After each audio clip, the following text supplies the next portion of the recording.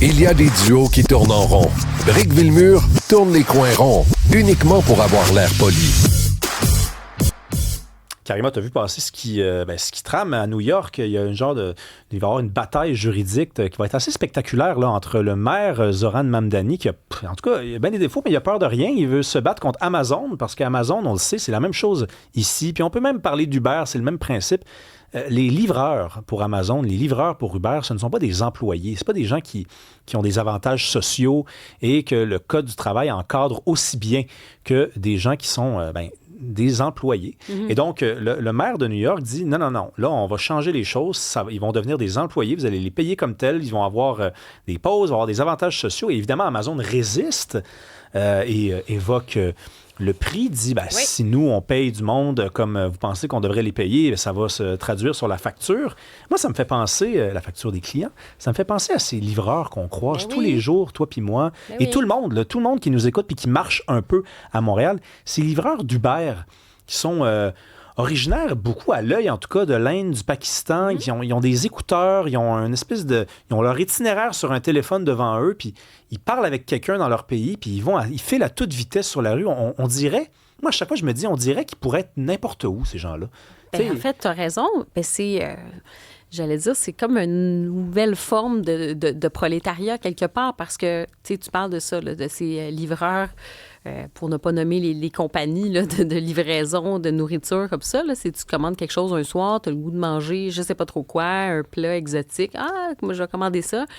Puis, Uber le noir, mettons. Tu sais, mettons, là, puis là, ça te coûte, je sais pas, là, 20 ou peu importe, là, 50$, ça dépend, 15$, parce que tu peux acheter juste ton petit plat de jour. Et ils sont aussi, eux, ils vont faire de l'argent avec cette course-là, tu sais. Puis c'est vraiment pas payant, là, tu sais. Puis tu disais, ça ressemble un petit peu à ce qui se passe dans le monde.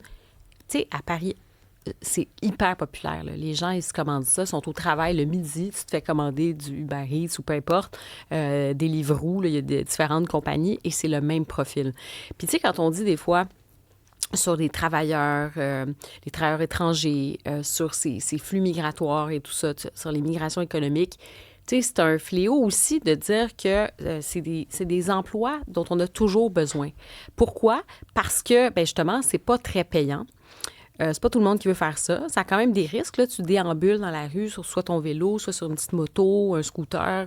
Puis là, ils vont vite parce que, tu sais, c'est à la course. Là, tu veux en faire beaucoup pour avoir ton, je sais pas, là, ton 1$ pour ta commande ou ton 2$. Je sais pas, dépendamment là, du pourcentage et combien ils sont payés. Mais donc, c'est ça. Donc, ils en font beaucoup et il n'y a pas d'interaction véritable. Tu sais, c'est vraiment, ils sont dans leur bulle. Puis c'est quand je te dis que c'est une forme de nouveau prolétariat. Donc, on importe... Puis je le dis crûment, là, on importe finalement du monde comme ça pour faire ce genre de job-là pour que nous, on puisse mettre nos pieds sur la table puis manger notre pâte de taille. C'est un peu ça qui se passe. C'est là. En plein ça. Ils déposent le sac devant chez vous, puis là, après, eux autres, ils écrivent sur leur téléphone que c'est fait. Toi, tu ouvres la porte.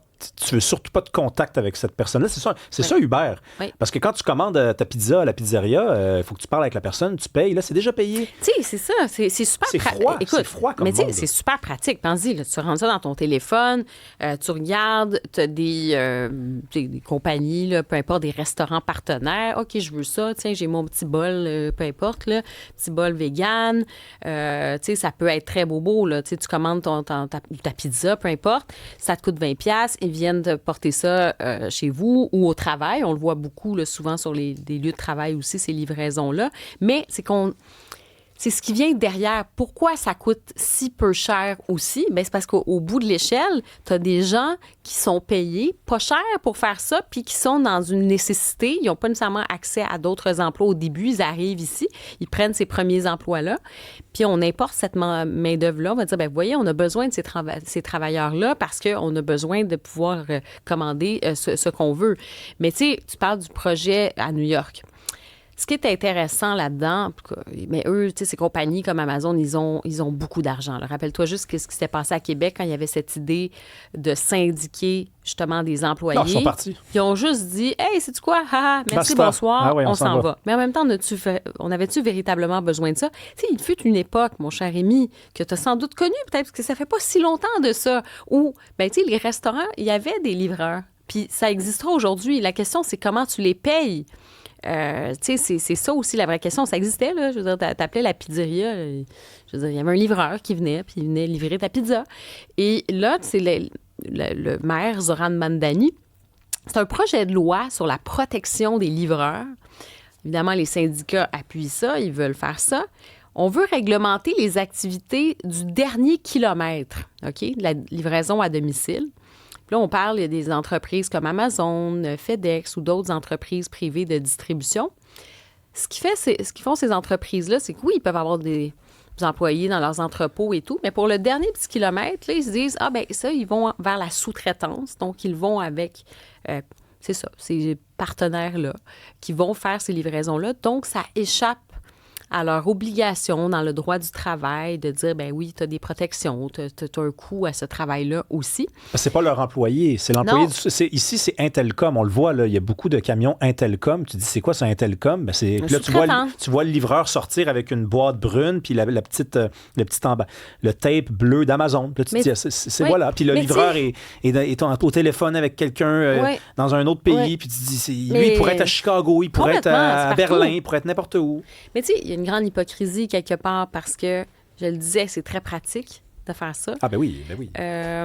Après ça, tu sais, les gens seraient-ils prêts à payer plus pour leur livraison de pâtes de taille ou peut-être que là, eux, ils iraient chercher ça au restaurant à 4 rues, là. Non. 4 rues plus loin, ils iraient peut-être eux-mêmes, là, puis ils iraient prendre une marche où ils prendraient, tu vois ce que je veux dire, où tu te feras manger. Ou peut-être tu irais au restaurant, peut-être à la place. Ou ça serait comme le bon vieux temps. Tu as des livreurs, mais tu vas payer pour ça aussi. Donc, il y a une grande hypocrisie, tu sais, on va se dire. Puis la réalité, c'est ça, là, c'est que la majorité de ces personnes-là, ce sont des personnes issues de l'immigration. Des fois, c'est des statuts. Souvent, même en Europe, t'en as, c'est des personnes qui ont des statuts irréguliers, là, qui arrivent de façon irrégulière, même illégale, et qui font ça comme boulot. Donc, il y a une grande hypocrisie en disant « Ah, on est tellement bienveillant, puis ouvrez les frontières, venez comme vous êtes, c'est pas grave. » Puis ensuite, on va commander notre petit bol du général Tao. Il y a quand même aussi des questions qu'on doit se poser individuellement et personnellement sur est-ce qu'on encourage ce modèle-là. Mais moi, je ne vais jamais oublier cette scène-là de toute ma vie. J'étais dans un appartement dans Hochelaga. Il était minuit et ça sonnait à ma porte. Et j'ai ouvert la porte à minuit, un vendredi. Et à mes pieds, il y avait une boîte de Uber. Donc, il y avait un sac là, Uber avec la facture dessus. Et j'ai regardé ce qui était écrit sur le coupon. Et c'était pas la bonne adresse. C'était quelqu'un, disons, pas loin de chez nous qui avait commandé ça. Et là, j'ai sonné à l'adresse et ça répondait pas. Il était minuit. Je me suis dit, la personne, elle s'est peut-être endormie. Et à un moment donné, par curiosité, là, je suis resté 10 minutes à sonner. J'ai ouvert et c'était un beigne. La personne s'était commandé un beigne. C'est parce qu'on est rendu là, Karima. Là. On ne sait pas, on se commande un repas. Là. On se commande un beigne. Tu réalises-tu à quel point c'est ridicule, ce monde-là? On est en partie responsable de ça, c'est sûr. On va en parler avec Claude Gravel, qui est avocat spécialisé en droit du travail. Il est au bout du fil. Bonjour. Bonjour à vous deux. Bonjour. On va revenir à Amazon, à cette espèce de... c'est une bataille là, qui se dessine à New York. À quoi ressemble... la vie professionnelle, le profil, le quotidien d'un livreur là, qui est dans le dernier kilomètre pour Amazon? En fait, son statut. Son profil, c'est comme votre collègue le mentionnait tout à l'heure, ce sont généralement des gens qui n'ont pas vraiment le choix que d'accepter un emploi de la nature qui est proposé par ces sous-traitants-là, qui sont souvent des emplois très peu bien rémunérés, qui offrent très peu de protection et pour lesquels le modèle d'affaires en cause est un modèle d'affaires qui est principalement orienté vers la rentabilité ou la productivité et parfois, malheureusement, au détriment, comme dans le cas à New York, de la sécurité routière, de la santé-sécurité des travailleurs, etc. Donc, c'est vraiment un modèle qui est axé vers la performance et qui amène les gens qui sont dans ce modèle-là, là, au bas de la chaîne de production, si vous me permettez l'expression, d'être soumis à des pressions pour être en mesure de livrer ce qu'ils ont à livrer à l'intérieur des délais qui ont été ici imposés par Amazon notamment. Mm-hmm.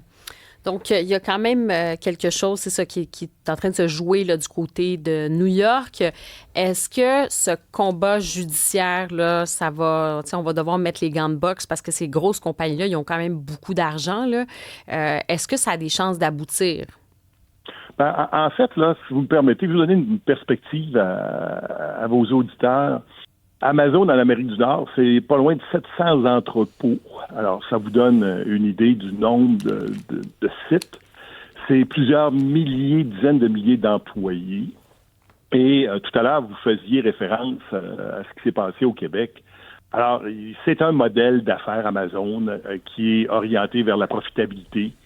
C'est un modèle unique qui associe technologie, capacité de traitement de l'information, d'avoir accès à des biens de consommation et à pouvoir le livrer comme le beigne auquel vous faisiez référence tout à l'heure dans un temps record. Alors, ça, c'est un modèle qui est unique dans une certaine mesure et où Amazon domine un marché par ce modèle-là. Puis c'est un modèle qui est fondamentalement très capitaliste, qui est orienté vers la profitabilité, le rendement, au détriment, je vous dirais, dans une certaine mesure, d'autres considérations qui pourraient aller de conditions de travail acceptables, de la santé, sécurité ou autrement. Donc, ça, on est dans une guerre de titans. Sur le plan, les lois américaines, quand on les compare aux lois canadiennes ou québécoises, on est dans un tout autre univers. Là. Pour vous donner une idée, au Québec, on a fait un choix il y a plusieurs décennies de favoriser la syndicalisation. C'est ce que notre Code du travail amène comme fondement, puis un rapport de force équilibré ou qui devrait l'être entre les revendications syndicales et les positions patronales. Dans d'autres provinces, on retrouve un modèle semblable, mais aux États-Unis, on est vraiment à des années-lumière. Vous donnez une idée, le degré de syndicalisation au Québec, on est à peu près autour, légèrement sous le 40 %. Dans les autres provinces canadiennes, on était peut-être un 10 % inférieur, donc autour de entre 25 à 30 %, alors qu'aux États-Unis, on est sous la barre du 20 %. Alors, ça vous donne une idée là du spectre avec lequel les syndicats ont à conjuguer. Et lorsque Amazon a décidé de fermer au Québec, plusieurs vont prétendre que cette fermeture-là était une fermeture associée à la protection d'un modèle d'affaires pour lequel Amazon ne souhaite pas qu'il y ait de ces installations qui soient syndiquées, qui soient assujetties à une convention collective. Là, depuis le Québec, il y a la Colombie-Britannique pour laquelle il y a un arbitre qui a ordonné la négociation d'une première convention collective. Alors, à votre question, je vous donne une réponse très longue, mais oui, ça va être une longue guerre où s'affrontent des droits de différentes natures et des modèles d'affaires qui le sont tout autant. Ouais, il y a une Nathalie qui nous a écrit « J'ai livré du DoorDash pendant la pandémie, puis je livrais genre un café, un cornet. C'est n'importe quoi. » Ben, c'est peut-être elle qui m'a livré le beigne que je n'ai pas mangé d'ailleurs parce que je trouvais que ça avait l'air un peu écœurant dans cette petite boîte-là. Mais Monsieur Gravel, vous dites c'est une guerre de titans. En même temps, si cette guerre-là, on va mettre le mot entre guillemets, là, si tout le monde la menait, à un moment donné, Amazon serait peut-être un peu obligé de changer ses pratiques parce que quand ils ont fermé leurs entrepôts au Québec, ils se sont dit, ben c'est pas grave, ça va partir d'ailleurs, puis ça va prendre un petit peu plus de temps, ou pas. Mais si, je sais pas, il y a un mouvement populaire qui s'enclenche, ils pourront pas fermer les 700 entrepôts en Amérique du Nord, là. Non, mais la nature humaine étant ce qu'elle est, je vais dire quelque chose. La loi de la facilité mène souvent à la manière dont on se conduit. De penser aujourd'hui de pouvoir faire une commande dans un fast-food quelconque puis de pouvoir se le faire livrer chez soi plutôt que d'avoir à se déplacer, mon Dieu que c'est facile. Alors, vous avez raison sur le principe. D'ailleurs, quand on a décidé de bannir de nos tablettes les produits d'alcool américains, c'est venu d'une pression sociale importante. Puis je suis convaincu que si, par exemple, on ramenait sur nos tablettes certains produits américains, un grand nombre de consommateurs ne se procureraient pas des produits alcoolisés américains. Maintenant, c'est une question de posture sociale. Et est-ce qu'on est prêt à aller à ce rendez-vous-là? J'ai pas la réponse à la question que vous me posez, là. Peut-être juste à titre comparatif, là, pour ceux qui font ça ici au Québec, est-ce que c'est à peu près le même scénario? C'est-à-dire c'est à peu près les mêmes conditions que ce qu'on voit là, du côté des États-Unis? C'est-à-dire que d'une part, la loi sur les normes du travail vient bien protéger le statut de salarié puis fixe quand même des normes minimales. Donc, c'est quelque chose que l'on a ici, que l'on ne retrouve pas un équivalent aux États-Unis. La deuxième chose sur laquelle il faut attirer votre attention, c'est sur la notion de sous-traitant. Alors, le modèle d'affaires d'Amazon, dans ce que j'en connais, c'est un modèle d'affaires où la plupart des sous-traitants sont dans un lien de dépendance exclusif. En d'autres termes, ils ne livrent que pour Amazon et rien d'autre.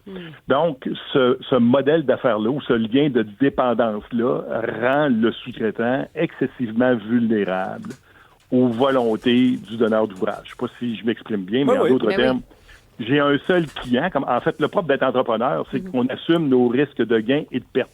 Donc, on a un certain contrôle sur la nature de nos activités qui nous permettent de croire que l'on peut générer plus de revenus, plus de profits, puis si ça va mal dans le risque d'affaires que l'on prend, on va devoir assumer les risques de pertes qui viennent avec.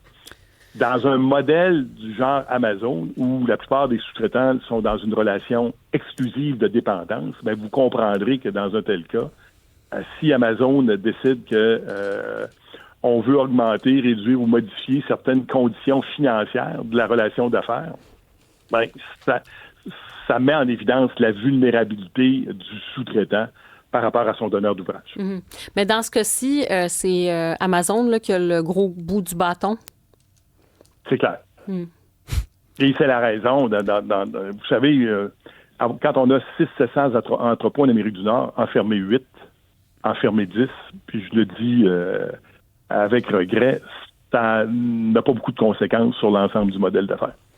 Merci beaucoup, Claude Gravel. Ça fait mal des fois se faire dire que c'est nous les responsables là-dedans. On peut pointer du doigt des méchants dans le ciel puis dire c'est lui, c'est lui. Non, c'est nous. C'est nous qui voulons notre beigne, les beignes. Merci beaucoup, Claude Gravel. Ça m'a fait plaisir. Bonne journée à vous deux. Bye Au revoir.